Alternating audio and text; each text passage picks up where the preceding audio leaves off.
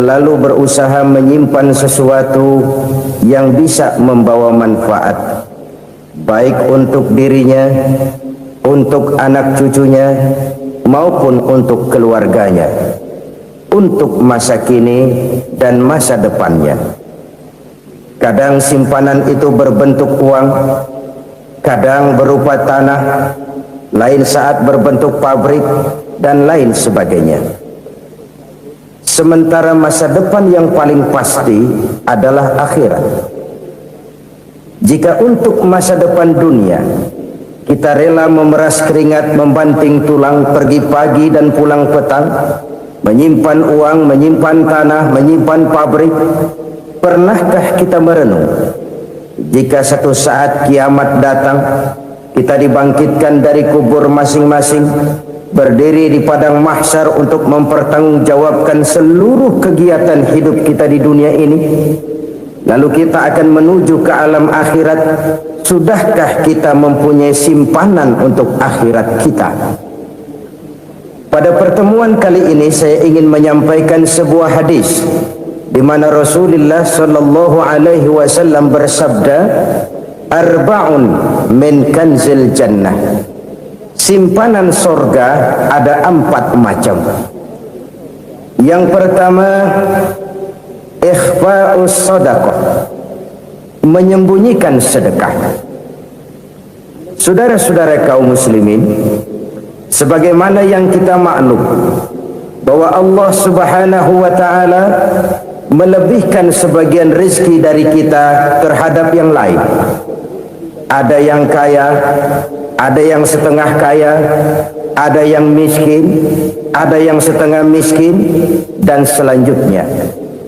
Ada yang gajinya kecil tapi penghasilannya gede. Ada yang penghasilannya gede tapi nggak punya gaji. Ada juga yang memang gajinya gede dan penghasilannya gede. Kelebihan rezeki merupakan sunnatullah dan tidak harus membuat kita merasa lebih dari yang lain. Bahkan sebaliknya, kelebihan itu harus membuat kita ringan tangan untuk menolong mereka yang memang memerlukan pertolongan.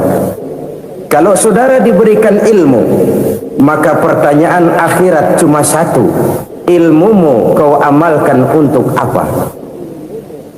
Kalau saudara diberikan umur yang panjang, pengadilan akhirat juga bertanya satu: umurmu kau habiskan di mana? Tapi kalau saudara diberikan harta, pengadilan akhirat akan bertanya dua: hartamu kau dapat dari mana, kau belanjakan kemana? Dari mananya ditanya, dan kemananya juga ditanya. Oleh karena kita akan dimintakan pertanggungan jawab, maka amanah yang bernama harta ini harus kita gunakan dengan sebaik-baiknya. Ada penggunaan yang merupakan kewajiban, itu zakat namanya. Ada penggunaan yang sewaktu-waktu, itu infak namanya. Ada yang lebih sewaktu-waktu lagi, dan itu sedekah namanya. Zakat dia terikat oleh haul dan nisab, oleh putaran batas waktu dan ukuran dari harta itu sendiri. Sedangkan infak terikat oleh situasi dan kondisi perekonomian seseorang. Sedangkan sedekah tidak terikat dengan apapun. Dalam kondisi seperti apapun kita bisa melakukan sedekah dengan yang terkecil sekalipun. Sampai-sampai Rasulullah sallallahu alaihi wasallam mengajarkan, la tahqiranna minal ma'rufi syai'an walau an talqa akhaka biwajhin talik. Atau ada hadis, tabassumuka fi wajhi akhika laka shadaqah. Senyumanmu kepada temanmu adalah sedekah. Jadi untuk melakukan sedekah tidak harus dalam berbentuk uang. Dengan ilmu kita bisa sedekah, dengan tenaga kita bisa bersedekah, dengan pikiran kita bisa bersedekah, bahkan senyum kepada teman itu pun sedekah. Jadi kalau sedekah dengan uang memang belum punya uang, nyengir aja banyakin. Itu asal pada tempatnya, jangan lalu ketemu tiang listrik cengengesan. Tentu tidak pada tempatnya dan tidak wajar. Nah, sedekah yang paling dicintai Allah adalah sedekah yang disembunyikan. Artinya jauh dari sifat riya. Kan kadang-kadang ada orang sedekah itu disebutkan namanya, apa tidak bagus? Kalau memang niatnya ikhlas, ya bagus-bagus saja untuk memberikan sugesti kepada yang lain. Si Fulan bin Fulan nyumbang sekian, diumumkan. Boleh kalau niatnya untuk memberikan rangsangan kepada yang lain supaya dia menyumbang lebih besar dari orang tadi. Tapi kalau itu mendatangkan riya, maka sedekah yang paling dicintai Allah adalah sedekah yang disembunyikan. Tangan kiri saja tidak tahu apa yang diberikan oleh tangan kanan. Sedekah yang dilakukan dengan ikhlas akan merupakan perbendaharaan surga, tersembunyi dari pandangan orang lain, tidak seorang pun tahu. Karena memang sikap yang baik adalah melupakan kebaikan dan mengingat kesalahan. Itu salah satu ciri orang bahagia. Orang yang selalu mengingat kesalahannya dan berusaha melupakan segala kebaikannya. Kalau dia akan berada kebaikan, dia tidak bisa ikut, dia merasa rugi karena dia merasa belum pernah berbuat baik. Tapi kalau akan melakukan kesalahan baru, dia ingat kesalahan yang sudah-sudah, sehingga terhalang baginya untuk melakukan satu kesalahan baru. Demikianlah saudara-saudara, bahwa Allah melebihkan rizki sebagian kita dari yang lain agar terjadi tolong-menolong dalam kehidupan ini. Jadi kesenjangan yang nature, kesenjangan yang alami, itu sunnatullah. Ada yang kaya, ada yang miskin, ada yang kelas menengah. Nah, kenapa lalu sekarang kita berusaha mengentaskan kemiskinan? Oleh karena adanya kesenjangan struktural. Kalau yang kaya bisa semakin kaya, kenapa yang miskin tidak bisa naik jadi ikut sedikit kaya? Sebab pada dasarnya Islam adalah agama yang sejak turunnya sudah berupaya memerangi kemiskinan. Bahkan dikatakan kemiskinan itu mendekatkan kepada kekufuran. Orang kalau miskin udah dekat banget sama kafir, gampang menjadi kafir.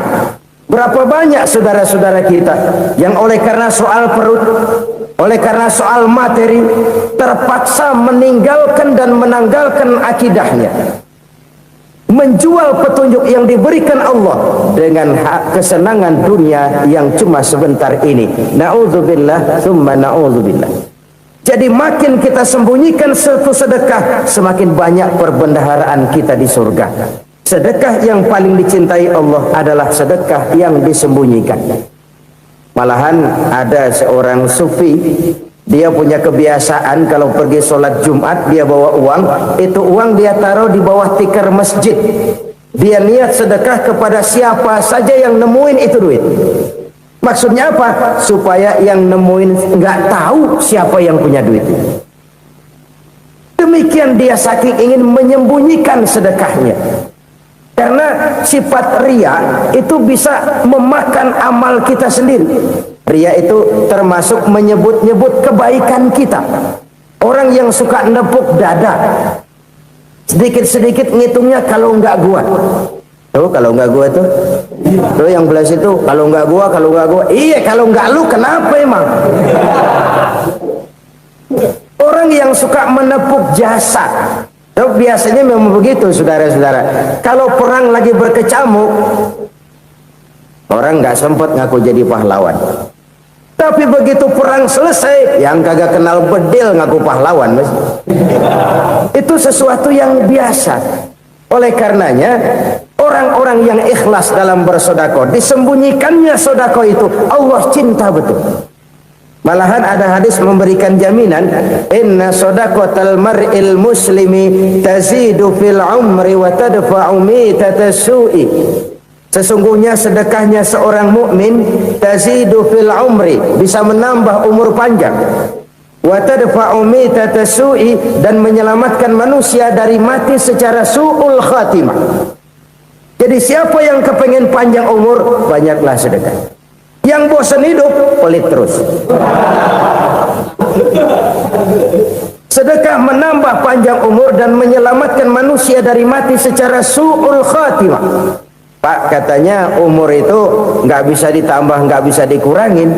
Kapan? Kalau ajal sudah datang. Wa idza jaa ajaluhum la yastakhiruna sa'atan wa la yastaqdimun. Kalau ajal datang tidak bisa dimajukan, tidak bisa dimundurkan. Itu kalau ajal sudah datang. Tidak bisa lagi umur ditambah dikurangi, sudah datang. Tapi kalau belum datang, itu kan haknya Allah. Mau ditambah, mau dikurangi, hak prerogatif Allah. Sebagai pencipta manusia, Allah Maha Kuasa dan Maha Mampu. Sedekah ini menambah panjang umur dan menyelamatkan manusia dari mati secara su'ul khatimah. Itu orang mati kan sama ya, kondisinya mati, nggak nafas. Tapi hakikat mati kan lain-lain. Ada yang mati itu husnul khatimah, baik akhirnya.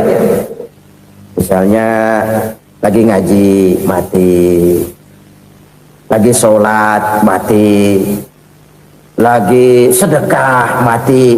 Ini yang dinamakan dengan husnul khatimah, baik di akhirnya.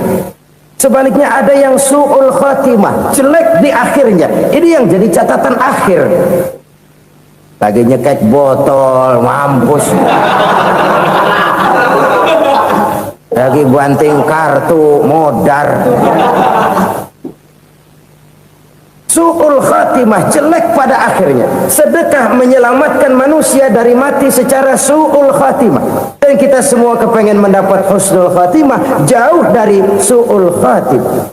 Oleh sebab itu yang bisa menyelamatkan kita dari penyakit itu antara lain adalah sedekah yang disembunyikan, yang dikerjakan dengan ikhlas karena Allah, tidak karena kepengen dipuji orang, tidak karena ingin dikatakan orang pemurah. Sebab orang dermawan itu orang yang memberi tanpa harus diminta. Kalau masih harus diminta, ya belum dermawan namanya, masih harus diminta. Kalau nggak diminta ya tulus, lolos, polos. Saudara-saudara kaum muslimin rahimakumullah, harta adalah amanat dan akan kita pertanggungjawabkan. Allah melebihkan rizki sebagian kita dari yang lain agar kita saling tolong menolong, bantu membantu. Nabi janjikan siapa yang meringankan beban saudaranya muslim di dunia, Allah akan meringankan bebannya di akhirat nanti. Sebuah jaminan dari baginda Nabi. Si orang yang kita bantu barangkali tidak bisa membalas, Allah yang akan membalas lewat jalan lain yang tidak pernah kita sangka-sangka. Ada orang tanya, Pak, ini ada orang nyumbang masjid sambil marah-marah, gimana? Saya bilang sumbangannya aja ambil, marahnya jangan. Marahnya jangan diambil, itu urusan dia. Saudara-saudara kaum muslimin rahimakumullah, umat Islam ini kan umat yang punya potensi besar. Kadang kita merenung, kenapa kadang-kadang pembangunan masjid kok lambat sekali? Kalau hotel hari ini peletakan pertama, bulan depan peresmian. Supermarket hari ini peletakan batu pertama, minggu depan peresmian. Tapi kalau sudah yang namanya masjid, kadang-kadang peletakan batu pertama sekaligus jadi batu terakhir. 3 tahun, 4 tahun, campur nebar jalak di jalanan, duit dijaring kayak ikan sepat. Apa tidak ada orang Islam yang kaya? Banyak. Apa tidak ada pengusaha muslim yang jadi konglomerat? Ada. Lalu yang belum banyak itu yang komit terhadap nilai-nilai agamanya. Akhirnya kita jatuh jadi umat yang lemah. Belum ada pengusaha konglomerat muslim buka pabrik supermi cap beduk misalnya umpamanya atau pabrik kecap cap sorban supaya identitas keislamannya sedikit kelihatan. Kita jatuh jadi umat yang lemah karena potensi tidak terinventarisir dengan baik. Kita ini ibarat kompor yang cuma matengin nasi orang lain. Potensi kita dimanfaatkan oleh orang lain. Ukhuwah Islamiyah kita baru terbatas kepada silaturahmi. Ukhuwah di bidang ekonomi kita lemah, ukhuwah di bidang kebudayaan kita lemah, apalagi ukhuwah di bidang politik kita lebih rapuh lagi. Padahal ukhuwah itu adalah totalitas kehidupan manusia, menyangkut ipolek sosbud, memerlukan nilai-nilai ukhuwah itu. Jadi oleh karena itu mari kita menyadari di dalam harta kita, walaupun kita yang cari pergi pagi pulang sore peras keringat banting tulang, di sana ada harta anak yatim, di sana ada hak masjid, di sana ada hak pesantren, di sana ada hak jihad. Berbahagialah seseorang apabila dia oleh Allah dijadikan keran. Keran itu menyimpan air, tapi tidak untuk dirinya, tapi disalurkannya kepada mereka yang memang memerlukannya. Saudara-saudara kaum muslimin rahimakumullah, ini yang pertama. Jadi perbendaharaan surga adalah menyembunyikan sedekah. Orang lain nggak tahu, kita pun nggak pernah ngitung-ngitung. Kita anggap lewat begitu saja, padahal itu deposit akhirat. Satu. Yang kedua, perbendaharaan surga itu apa? Wa kitmanul musibah, menyembunyikan kesulitan. Kadang orang takut menghadapi kesulitan, tapi makin kita merenung, hidup ini kan sebenarnya urusan. Takut sama urusan, ya jangan hidup. Tandanya orang hidup itu kalau punya urusan. Urusan melupakan problem, problem sering menimbulkan kesulitan. Kesulitan bukan untuk ditakuti, tapi untuk diatasi dan dicarikan jalan keluarnya. Siapa sih orangnya yang nggak pernah sulit-sulit? Makin tinggi status sosialnya, makin gede urusannya. Makin tinggi kualitas imannya, makin berat tingkat kesulitannya. Cuma memang yang namanya enak itu seperti pelangi. Biang lala itu nggak pernah di atas kepala kita, di atas kepala orang melulu. Lu sih enak lu, kata kita. Dia juga bilang enak kan lu. Pelangi itu nggak pernah di atas kepala kita. Kata tukang beca, aduh enak ya naik Mercy. Kata tukang beca, apa yang di dalam mobil Mercy? Aduh enak bener tukang beca, di jok ngeringkuk ngorok pules bener. Saya kamar pakai AC, sejuk, tempat tidur sutra, empuk, alga, spring bed, gula kulik, nggak bisa pulas kalau belum minum Valium, belum tidur. Enak bener tukang beca, di jok ngorok nggak tahu wetan kulon. Si tukang beca bilang yang di Mercy enak, yang di Mercy bilang tukang beca enak. Inilah enak, nggak pernah di atas kepala kita, di atas kepala orang lain melulu enak itu. Nah, saudara-saudara, yang merupakan perbendaharaan surga itu orang yang bisa menyembunyikan kesulitan, baik pribadi ataupun rumah tangga. Ini terutama rumah tangga yang jadi soalnya. Kadang-kadang kita ini kalau senang, sebaliknya kalau senang kita diam, kalem aja, cuek. Banyak banget duit kita bawaan, diam aja udah, malah ketemu orang takut. Tapi begitu susah sekampung tahu. Padahal Nabi mengajarkan perbendaharaan surga itu menyembunyikan musibah, menyembunyikan kesulitan. Kalau enak cerita sama orang-orang, kalau nggak enak rasain sendiri, tekan sendiri, atasin sendiri. Kita kan sebaliknya, senang kita diam, asal lagi susah, paling tidak kita nyari teman buat cerita kesusahan. Siapa orangnya yang nggak pernah susah? Cuma soalnya bagaimana kita mengatasi kesusahan itu sendiri.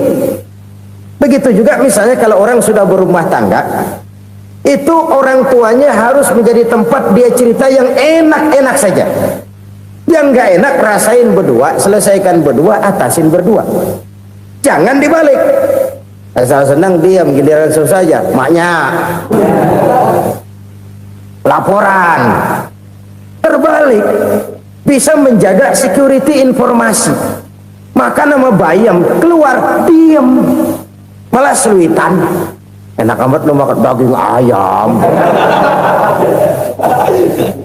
Security informasi.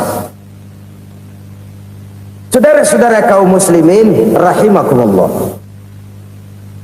ujian yang terberat itu yang pernah diberikan kepada para nabi, para rasul, para aulia, para ulama. Makin tinggi keimanan, makin berat bentuk kesulitan. Ayo saya kemukakan satu contoh saja. Ada seorang nabi yang kaya, nabi kaya, namanya Nabi Ayub. Iblis kalau orang begini kan keki, ibadahnya rajin, kaya, yang kayak begini susah digodain. Kalau ibadahnya rajin, miskin, kali bisa disogok. Sini imannya mantap, ibadahnya rajin, kaya, nabi lagi. Oh, tapi namanya iblis, nggak kurang akal. Laporan, Tuhan, kenapa iblis? Ya ini bahasa saya, bahasa Qurannya sih nggak gitu. Itu hambamu yang namanya Ayub, dia rajin ibadah cuma karena dikasih kaya aja.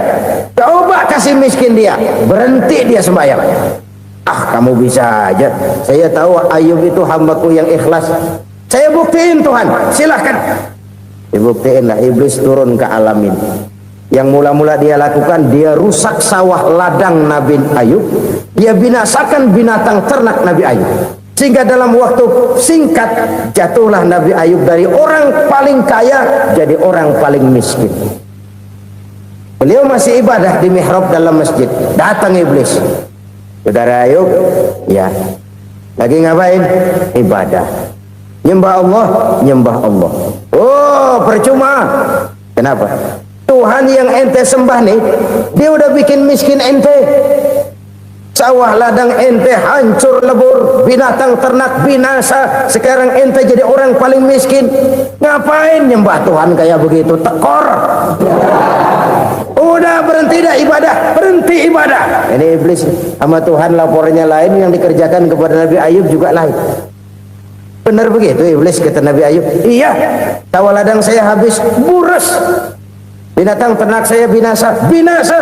Saya miskin, bangpak. Apa jawab Nabi Ayub? Bukan innalillahi, ya ini hebat.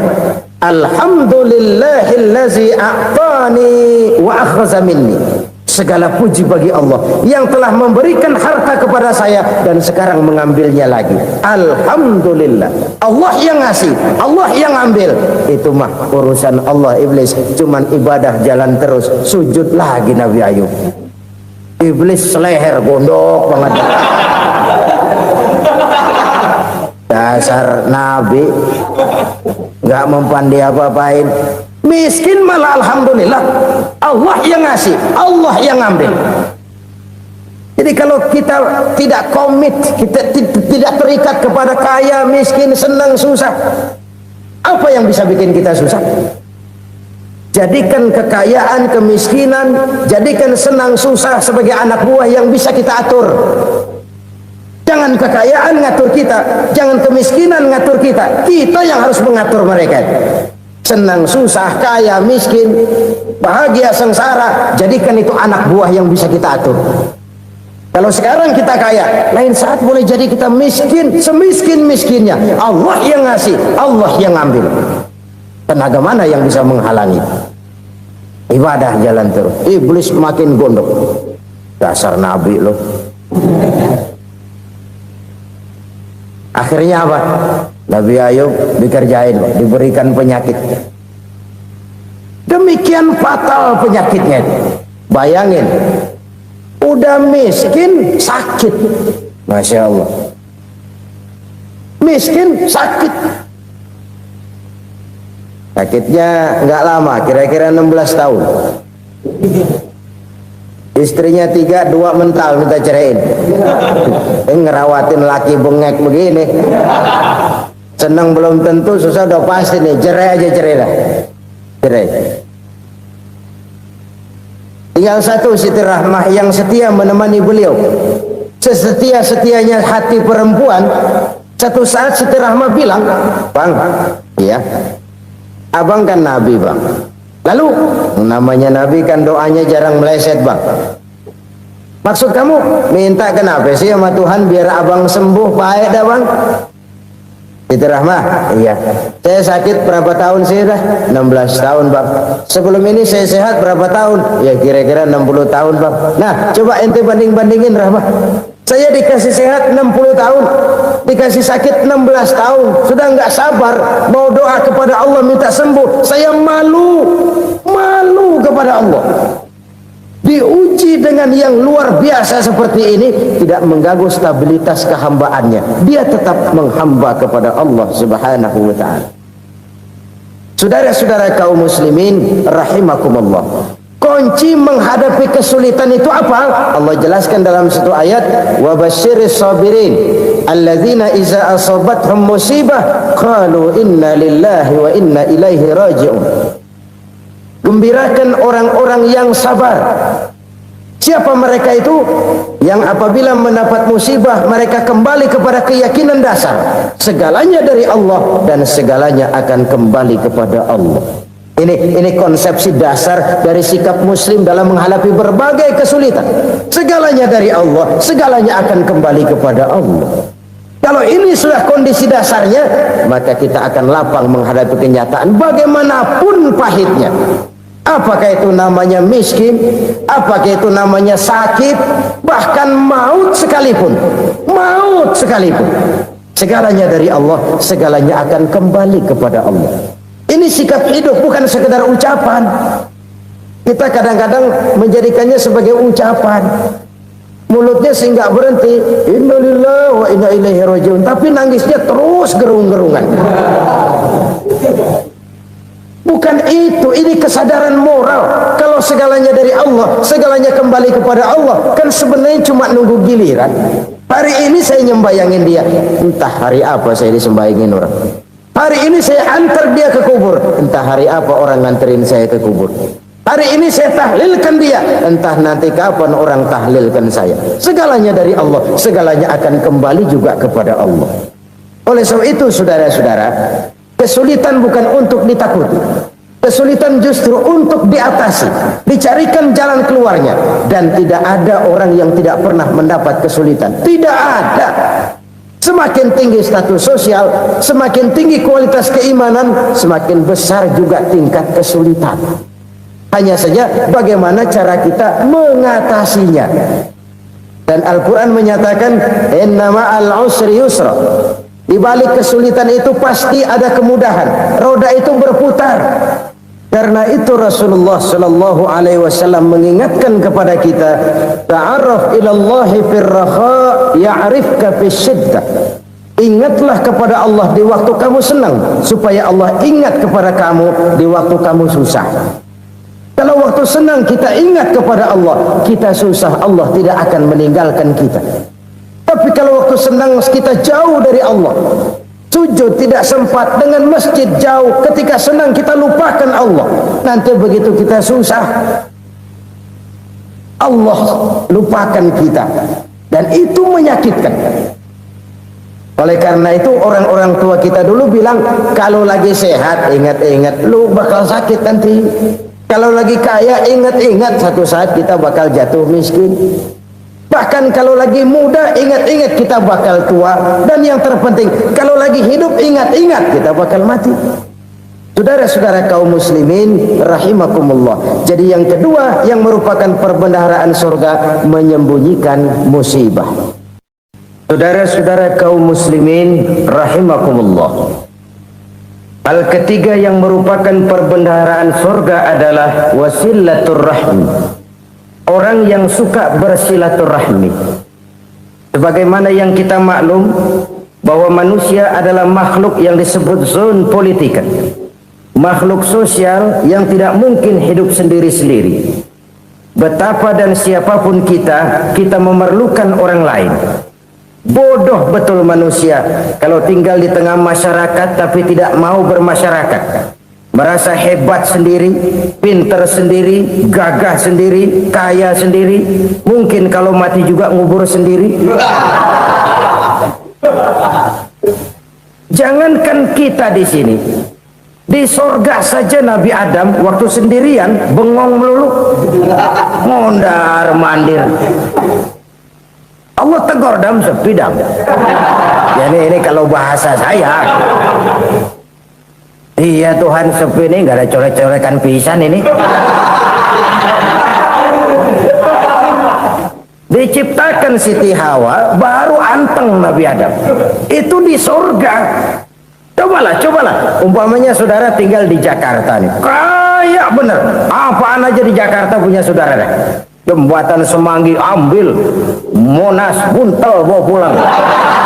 Hotel-hotel ambil semua. cuman tinggal di Jakarta sendirian, apa enaknya? Betapa dan siapapun kita perlu orang lain. Tidak ada seorang pun yang bisa memenuhi kebutuhan hidupnya secara sendiri-sendiri. Nah, Islam telah menyelamatkan manusia dari ras diskriminasi, mengikat manusia dengan persaudaraan yang berlandaskan kepada akidah. Karena itu dianjurkan bersilaturahmi. Bahkan Nabi menyatakan, man arada ayyubsata lahu fi rizqihi wa yunsa'a fi atharihi falyasil rahimah. Siapa yang kepengen diluaskan rezekinya dan dipanjangkan usianya, banyaklah ia bersilaturahmi. Siapa yang kepengen dimudahkan rezekinya, hendaknya ia banyak bersilaturahmi. Kalau banyak teman, kesulitan kan paling tidak ada tempat cerita. Udah susah sendirian, kita pikirin diri, nggak ada tempat tukar pikiran. Cepet banget sama bengek. Dilawan sendiri. Nah, secara makro kita bisa berkata, tidak mungkin ada kemenangan kalau tidak ada kekuatan. Tidak ada kekuatan kalau tidak ada kesatuan dan persatuan. Tidak mungkin ada kesatuan dan persatuan tanpa semangat silaturahmi. Kalau umat Islam mau menang, dia harus kuat. Kalau umat Islam mau kuat, dia harus bersatu. Kalau umat Islam mau bersatu, dia harus membudayakan silaturahmi ini.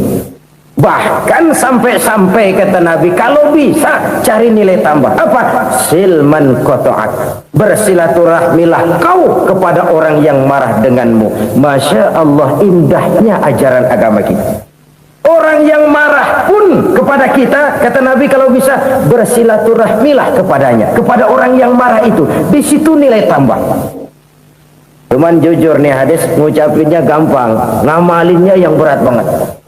Orang marah sama kita, kita disuruh silaturahmi, ada apa malu? Lu marah, ada gua marahan lagi, gue pikirin. Saudara-saudara kaum muslimin rahimakumullah. Tapi ini yang diajarkan, bahkan ini yang dicontohkan oleh baginda Rasul. Bagaimana begitu mudah, misalnya satu saat Abu Jahal ini ngatur strategi bagaimana bikin Muhammad celaka. Dia gali lubang di depan tempat tidurnya. Dia tutupin daun korma. Terus dia panggil seseorang, ke sini. Kasih tahu Muhammad, pamannya sakit keras, minta ditengokin. Berangkat orang ini ke sana. Muhammad, labbaik. Pamanmu sakit keras, dia minta ditengokin. Baik, saya akan datang menjenguk beliau. Berangkatlah Nabi ke rumah Abu Jahal tanpa prasangka apapun. Abu Jahal udah pasang setil, selimut 3 rangkap setengah dia pakai, persis kayak orang meriang. Tapi sembari ngintip dari balik selimut, begitu Muhammad buka pintu, nah masuk perangkap nih. Muhammad jalan menuju tempat pembaringan. Makin lama makin dekat, makin lama makin dekat, makin dekat ke lubang yang dipasang oleh Abu Jahal itu. Dalam hati Abu Jahal, terus dah jatuh, mampus dah lo ini. Mampus lo hari ini. Apa yang terjadi? Malaikat Jibril datang. Muhammad, pamanmu cuma pura-pura sakit. Di depan tempat tidurnya ada lubang perangkap supaya kamu jatuh ke situ. Sudah, kamu pulang. Balik kanan Nabi. Sudah hampir jatuh ke lubang, balik kanan, pulang. Bayangin kecewanya Abu Jahal. Muhammad dikit lagi, Muhammad dikit lagi. Enggak paman, saya pulang aja. Emosi bangun dari tempat tidur, enggak sadar kalau lagi pura-pura sakit. Lompat ngejar Nabi, dia lupa dengan lubang yang dia gali. Pusrak, nyemplung sendiri ke dalam lubang.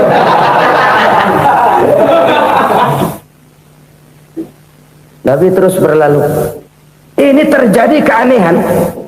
Jatuh ke lubang yang dia gali itu sebenarnya nggak terlalu dalam ya, antara 3-4 meteran lah. Tolong saya jatuh ke lubang ini. Datanglah pelayan-pelayannya itu. Angkat saya dari sini. Oh, yang ngulurin tambang. Satu gulung belum juga nyampe itu tambah. Kurang, beli lagi ke warung. Sambung, ulur lagi, nggak juga bisa sampai. Wah, ini kerjaan Muhammad ini. Tolong, siapa salah seorang kamu ke rumah Muhammad, kasih tahu encangnya kecebur. Minta ditolongin. Sampaikan kepada Rasul. Kenapa? Pamanmu jatuh ke lubang, Muhammad minta tolong diangkatin. Tambang udah nyambung-nyambung gak nyampe juga. Ya, nanti saya datang, saya tolong. Coba. Nyata-nyata orang berniat jahat mau mencelakakan dia. Datang dia menolong. Ini yang disebut air tuba dibalas air susu, ya ini. Bukan sebaliknya. Air tuba dibalas air susu. Paman, kecebur ya? Iya Muhammad, tolong ini. Pegang tangan saya. Nabi ulurkan tangannya, nyampe. Dipegang oleh Abu Jahal, diangkat ke atas. Sampai atas, apa kata Abu Jahal? Sihirmu memang hebat Muhammad. Udah ditolongin dikata sihir. Yang enak kita kemplang kan itu orang punya. Urusan apa? Tapi inilah akhlak. Kalau bisa kamu bersilaturahmilah dengan orang yang marah kepadamu sekalipun. Orang marah kita tetap baik. So, kalau kita berbuat baik sama orang yang memang baik, rasanya sih biasa-biasa aja. Orang baik kita baik lagi, ya draw aja, belum ada nilai tambah di situ. Baru ada nilai tambah kalau kita bisa berbuat baik kepada orang yang nyakitin kita. Itu namanya kita setingkat di atas dia. Dia sakitin kita, kita berbuat baik sama dia. Dia pelit sama kita, kita baik sama dia. Dia marahin kita, kita deketin dia. Di situ kita punya nilai tambah. Jadi siapa yang ingin diluaskan rezekinya, kata Nabi, dan dipanjangkan umurnya, hendaklah ia banyak-banyak bersilaturahmi. Sederhana sebenarnya silaturahmi, tapi silaturahmi membangkitkan semangat kesatuan dan persatuan. Kesatuan dan persatuan melahirkan kekuatan. Dalam matematika 1 ditambah 1 pasti 2. Tapi di tengah masyarakat, 1 orang takut ditambah 1 orang takut, hasilnya jadi 2 orang setengah berani. Kenapa setengah berani? Karena udah berdua. Tadi pan takut sendirian. Kalau dia kumpul turu-turu takutlah jadi berani. Kita yang lemah, kita yang tidak berdaya, kita yang miskin, kalau mau kompak bersatu, apa yang nggak bisa kita kerjain? Apalagi tinggal di kota besar, pilihan cuma 2. Bertahan atau minggir. Bertahan atau minggir. Untuk bisa bertahan harus mampu bersaing. Untuk mampu bersaing harus punya keahlian. Keahlian harus ditunjang dengan pendidikan, ditambah oleh kekompakan sebagai umat. Udah miskin mencar mulu, orang injek gitu. Orang nggak pandang urusan apa malu. Oleh karena itu silaturahmi pada hakikatnya merupakan ruh dari ukhuwah yang diajarkan oleh agama kita. Bagaimana Islam menyelamatkan masyarakat manusia dari ras diskriminasi, mengikat manusia, dan tidak ada persaudaraan yang lebih indah selain persaudaraan yang diikat dengan nilai-nilai akidah. Sepanjang orang di jalan Allah, itulah saudara kita. Keluar dia dari jalan Allah, selesailah persaudaraan sampai di situ. Karena itu, kalau ingin menyimpan sesuatu di surga, banyaklah bersilaturahmi. Datang ke rumah ini, datang ke rumah itu, dan lain sebagainya. Itu simpanan kita di akhirat nanti. Ini yang ketiga. Saudara-saudara, yang keempat, perbendaharaan surga itu apa? Wa qawlu la hawla wa la quwwata illa billah. Ucapan la hawla wa la quwwata illa billah. Ibadah kan ada yang berat, modalnya besar. Bangun masjid berat, modalnya besar. Bangun rumah sakit berat, modalnya besar. Ada ibadah yang berat, tapi modalnya ringan. Misalnya puasa. Puasa itu berat, mengendalikan nafsu. Kalau sekedar nggak makan, nggak minum sih enteng. Mengendalikan nafsu. Itu jihad terbesar, tapi kan modalnya ringan, cuma niat saja. Ini ibadah berat, modalnya ringan. Ada ibadah yang ringan, modalnya juga enteng. Seperti termasuk ucapan la haula wa la quwwata illa billah. Tanpa sadar, la haula wa la quwwata illa billah, nyelengin tuh di surga. nyelengin kita nggak terasa, nyelengin simpenan akhirat. La haula wala quwata illa billah, nyimpen lagi. Kaget, la haula wala quwata illa billah, nyimpan lagi. Banyak simpenan. Walaupun sebenarnya yang dimaksud di sini adalah kesadaran batin bahwa tidak ada daya dan kekuatan kecuali Allah. Itu intinya. Kita memulai pekerjaan disunahkan baca bismillah, kan begitu. Apa itu? Kesadaran moral bahwa ini saya bisa kerjakan. Saya kerjakan ini dengan menyebut nama Allah. Kenapa? Kalau Allah tidak memberikan daya dan kekuatan, mana mampu saya kerjakan ini. Maka saya kerjakan ini dengan menyebut nama Allah. Bismillah. Kesadaran moral. Manusia hanya wajib berusaha, tapi nggak pernah wajib berhasil. Banyak hal-hal yang kalau kita renungkan secara rasio nggak mungkin, tapi jadi kenyataan. La haula wala quwata illa billah. Tidak ada daya dan kekuatan kecuali bagi Allah semata-mata. Kesadaran moral akan kelemahan dan keterbatasan makhluk bernama manusia. Kadang kita kagum dengan otak, tapi kita sering lupa sama yang bikin otak. Padahal bagaimanapun hebatnya otak, yang bikin otak pasti lebih hebat dari otak. Nggak percaya, silahkan otak-otakan. Inilah kecenderungan. Kita kagum dengan pesawat-pesawat mutakhir, bukan main, besi gede banget terbang itu. Alangkah hebatnya. Lalu apa yang bikin otak tidak lebih hebat dari itu semua? Kita puji laut, apa yang bikin laut tidak lebih hebat dari laut itu? La haula wala quwata illa billah. Tidak ada daya dan kekuatan kecuali Allah. Apa yang bisa kita lakukan kalau tidak karena daya dan kemampuan yang diberikan oleh Allah kepada kita?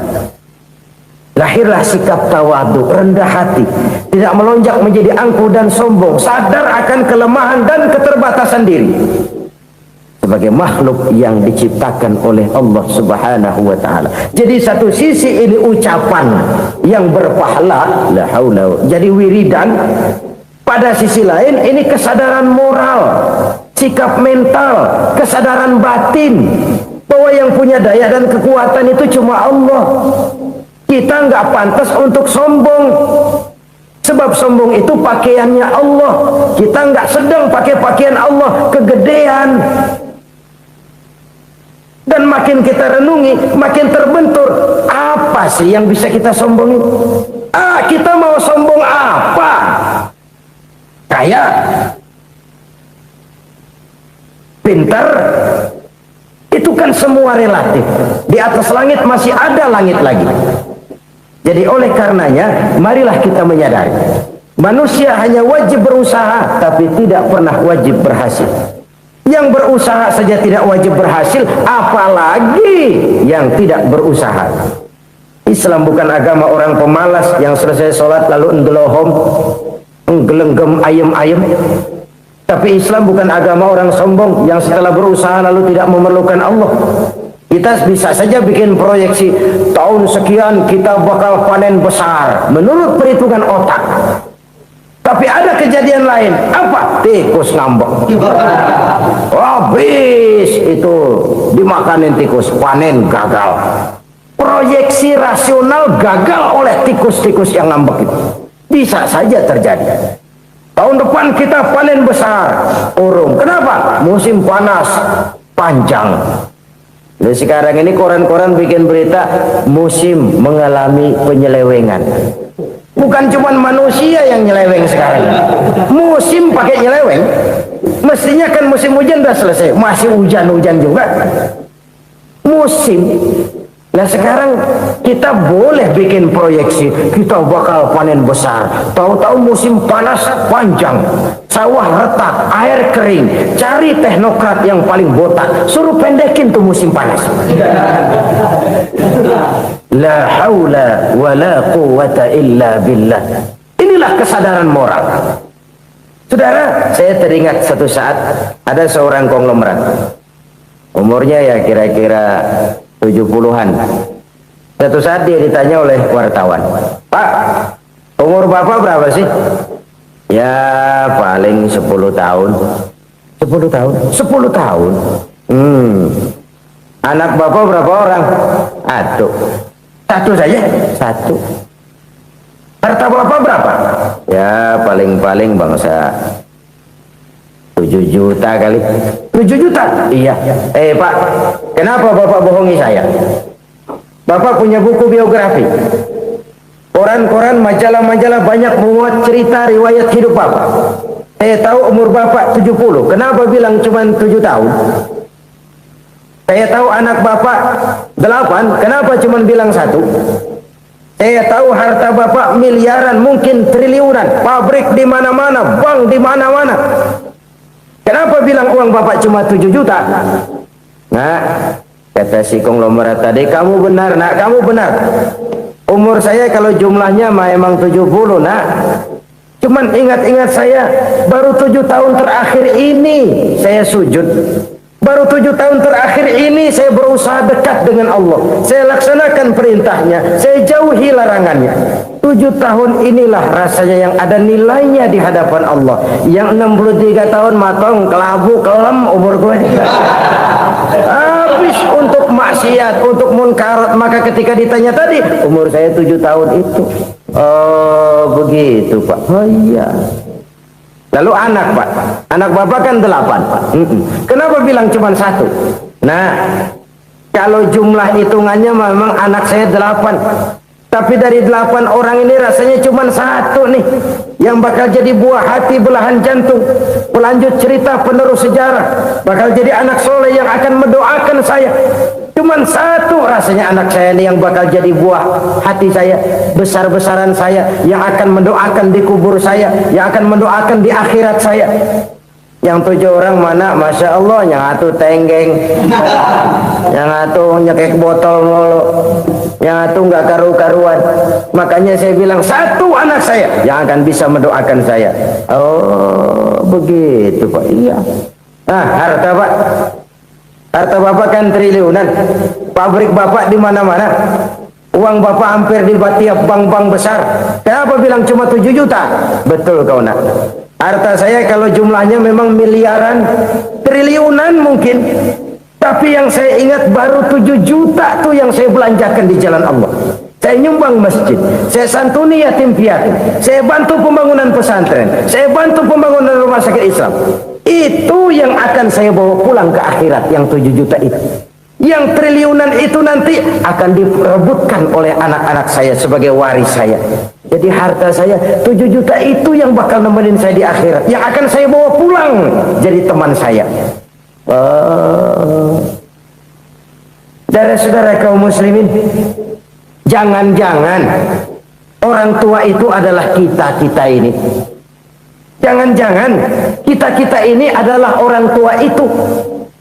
Jangan-jangan itu potret dari diri kita masing-masing. Dari sekian umur yang diberikan Allah, berapa tahun yang ada nilainya di hadapan Allah? Dari sekian anak-anak yang merupakan amanah, berapa yang akan mendoakan kita sebagai orang tuanya menjadi anak soleh? Dari sekian banyak harta yang diberikan Allah, berapa yang akan kita bawa pulang menghadapnya nanti, yang kita belanjakan di jalan Allah? Ini sebuah potret kehidupan. Karena itu kita kembali kepada la haula wa la quwwata illa billah. Kita wajib berusaha, kita wajib berikhtiar. Selebihnya segala daya dan kekuatan hanya milik Allah saja semata-mata. Satu kesadaran batin dari setiap pribadi muslim. Setelah ia berusaha dan berikhtiar, ia menyerahkannya kepada Allah Subhanahu wa ta'ala. Jadi satu sisi ini merupakan wiridan ucapan yang mengandung pahala, pada sisi lain ini merupakan sikap batin dari seorang muslim di dalam ia menghadapi realitas kehidupan ini. Saudara-saudara kaum muslimin rahimakumullah, kalau ini kita jadikan satu basis kehidupan, maka ini akan menyelamatkan manusia dari kemungkinan tergelincir menjadi orang yang lupa diri dan lupa darat. Sebab itu Imamul Ghazali berpesan, jadidis safinah fa innal bahra amiq, wa khuziz zad fa inna safara ba'id, wa khaffifil hamla fa innal hamla sadid.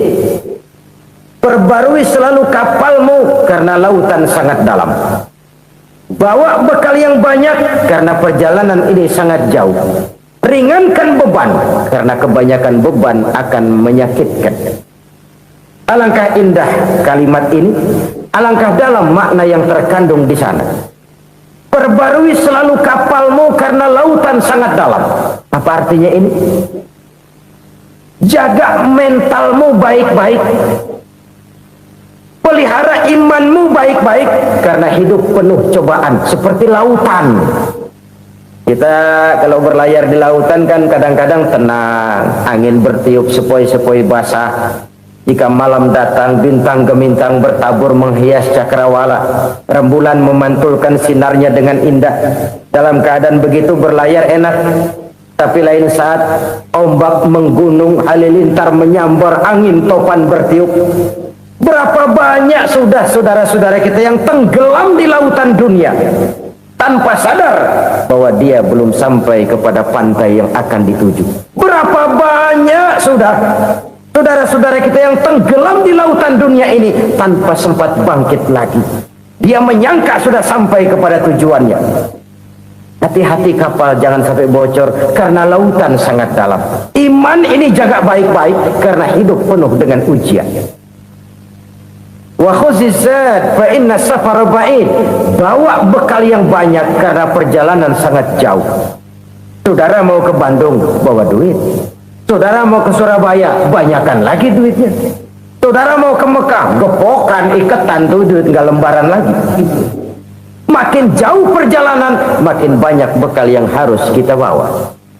Kalau saudara dari Jakarta mau ke Surabaya, kagak bawa duit berangkat juga, itu sih bukan berani namanya, nekat. Sampai Surabaya belum tentu, sengsara di jalan udah pasti. Kenapa? Nggak bawa bekal berangkat. Sama juga kita nih, misalnya belum sempat sembahyang, mati. Waduh, berani banget orang. Belum punya bekal, mati. Sengsara di jalan. Atau bekal tidak cukup. Dari Jakarta saudara mau ke Surabaya, bawa duit 500 perak. Paling jauh Cikampek nyampenya itu. Paling jauh itu. Antara jauhnya perjalanan dengan bekal yang saudara bawa tidak seimbang. Hidup ini perjalanan panjang, a walking tour. Dimulai dari alam arwah, sebelum jasad diciptakan, roh diciptakan lebih dulu. Dari situ pindah ke alam rahim, dari alam rahim pindah ke alam dunia, dari alam dunia pindah ke alam barzah, baru menuju akhirat. Satu perjalanan panjang. Kalau bekal tidak bawa, sengsara di jalan. Bawa bekal yang banyak karena perjalanan ini sangat jauh. Wa khaffifil hamla, ringankan beban karena beban itu cuma akan menyulitkan. Kalau bekal itu sih keperluan, tapi beban nggak kita perluin, coba ngeberat-beratin. Apa ini beban?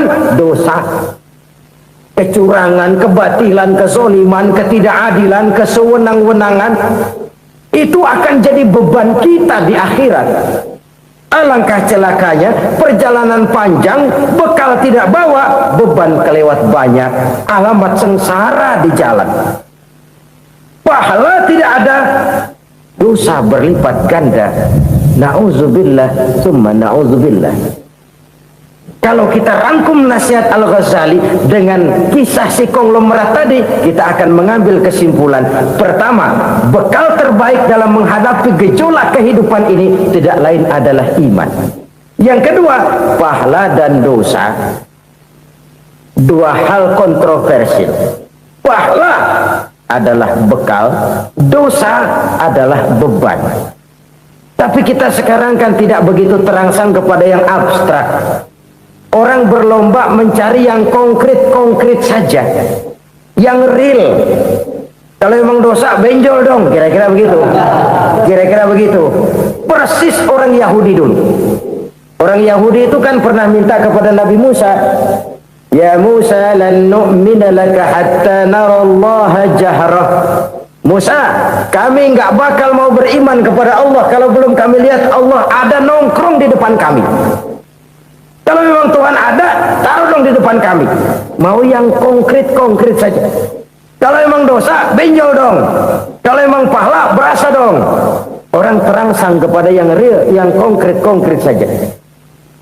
Karena itu untuk mengejar dosa orang mau bayar, tapi untuk mengejar pahala walaupun tidak bayar orang segan. Ini yang dikatakan oleh Nabi, kamu mengharapkan ke surga tapi kamu berat melaksanakan sesuatu yang bisa membawa kamu ke surga. Kamu ingin jauh dari neraka tapi tiap saat kamu lakukan perbuatan-perbuatan yang justru menjerumuskan kamu ke neraka. Idda'aitum an-najata minan nar wa ramaitum fiha anfusakum. Kamu ingin selamat dari neraka tapi kamu lemparkan diri kamu ke neraka. Kamu ingin masuk surga, tapi berat sekali kamu melakukan perbuatan-perbuatan yang bisa menyampaikan kamu di surga.